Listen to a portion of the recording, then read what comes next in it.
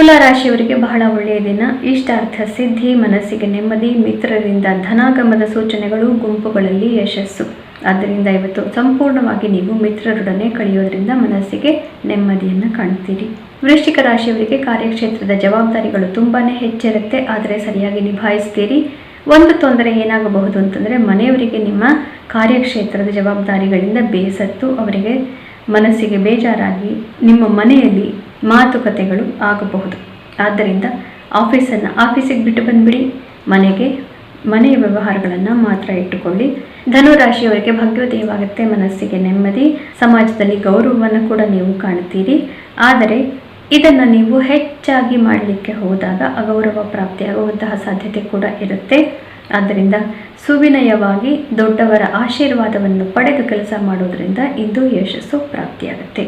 ಮಕರ ರಾಶಿಯವರಿಗೆ ಇಂದು ಸ್ವಲ್ಪ ನೆಮ್ಮದಿ ಕಡಿಮೆ ಆಗುವಂತಹ ದಿನ ಇದಾಗಿರುತ್ತೆ. ಮನಸ್ಸಿಗೆ ನೆಮ್ಮದಿ, ತೊಂದರೆ ಮತ್ತು ಆರೋಗ್ಯದಲ್ಲಿ ಹಾನಿ ಉಂಟಾಗುವಂತಹ ಸಾಧ್ಯತೆ ಇರುತ್ತೆ. ಆದ್ದರಿಂದ ಇವತ್ತು ಹೆಚ್ಚಿನದೇನನ್ನು ಮಾಡಲಿಕ್ಕೆ ಹೋಗಬಾರದು. ಮತ್ತು ನಿಮಗೆ ಬೇಕಾದಂತಹ ಅಕ್ಕರೆ ಬೇರೆಯವರಿಂದ ಪ್ರಾಪ್ತಿ ಆಗೋದಿಲ್ಲ. ಆದ್ದರಿಂದ ಎಲ್ಲ ನಾನು ಒಬ್ಬಂಟಿ ಆಗ್ಬಿಟ್ಟೆ ಅನ್ನುವಂತಹ ಒಂದು ಭಾವನೆ ನಿಮಗೆ ಬರಬಹುದು.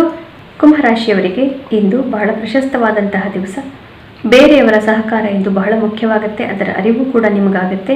ಬೇರೆಯವರ ಸಹಕಾರ ಇಲ್ಲದೆ ಹೋದರೆ ಯಾವ ರೀತಿಯ ಕಾರ್ಯವೂ ಸಾಧ್ಯವಾಗೋದಿಲ್ಲ ಅನ್ನೋದು ನಿಮಗೆ ಇವತ್ತು ತಿಳಿಯುತ್ತೆ.